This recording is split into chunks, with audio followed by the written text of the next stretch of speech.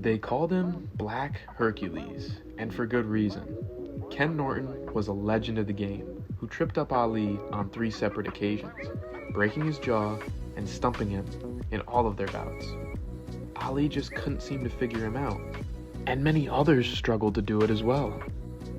Norton was a beast at heavyweight in one of its most dangerous eras.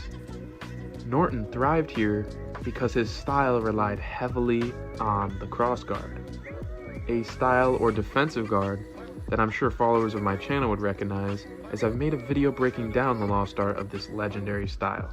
Part 1 is on the channel, link in the description if you're interested. To put it simply to those that don't know, the crossguard is as the name implies, and rather than blocking with hands on either side like a high guard, you opt to use your forearms and elbows to block. Norton is one of the best practitioners of this, a great one to study and really showcase many ways to use it both defensively and offensively, but most of all, efficiently. If I had to sum up his take on the guard in one word, it would be efficient. Let's start by looking at his defense. His cross-armed guard utilized a traditional approach. Forearm blocks for straights and hooks, and when overwhelmed, reinforce it with both arms. He would also use his shoulder at times to roll with shots. Head movement wise, he would slip, roll, and bob as we have seen other crossguard users do before and after him. However, Norton was not as wild with the head movement. He was very, very disciplined in his approach, opting to move as minimal as possible to still avoid the blows, but not waste movement or energy. This bridges into his offense, as these subtle but effective slips, rolls, and weaves allowed him to return with counters quicker than his opponents were expecting. While he could pressure and use some of the broken rhythm we've seen Frazier use, he also added a new piece to the puzzle. You see, crossguard, at least the traditional one, makes the user sacrifice the rear hand offensively, as it becomes like a shield, whereas the lead hand becomes like a sword. You attack with the lead and cover with the rear. Not to say the rear hand isn't used offensively, it's just typically reserved for defending and counterattacks. Norton realized this limitation. His answer? Drop the crossguard at times to unload combinations with both the lead and rear hand, going to the head and body, typically doing this from mid-range, and throwing things like hooks and uppercuts.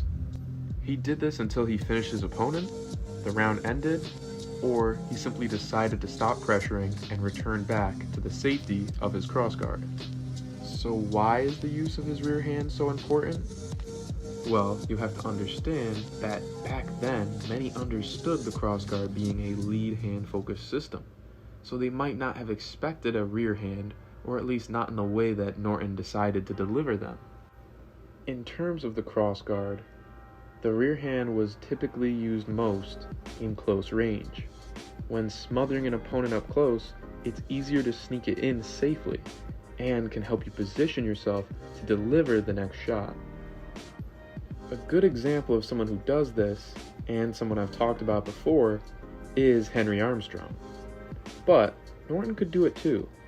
When he wasn't tight, the combinations and pressure dialed up to 11. He would even double up from side to side, utilizing the crossguard to remain safe whilst delivering these combinations.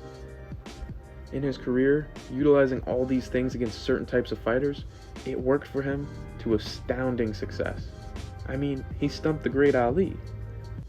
However, I can't forget to mention his struggle against power punchers like Shavers and Foreman. His tendency to drop the guard to flurry, I believe it can be a bad habit if used recklessly. The crossguard is arguably the best protective guard. To drop it against freaks of nature like those legends is a recipe for disaster. So just keep that in mind if you want to adopt this mindset of dropping the guard to gain more offensive options. You must be aware of who you're facing. With all of that said, Ken Norton has one of the more complete styles that's centered around the crossguard. His efficiency in both offense and defense makes him one of the best to study if you're trying to learn it. He added on to aspects those before him had developed and made it look easy. He's a true legend who deserves far more recognition for his amazing career and style. Well, that's all I really got to say for today. If you stayed for the whole video, thank you. Seriously, the support I've been getting is insane, and I am extremely grateful. I love seeing the comments and discussions about the sweet science, or you guys asking me questions, or even the excitement for part 2 of the Crossguard video, which I promise I'm working very hard on. With all of that aside, thanks for watching. Have a great rest of your day.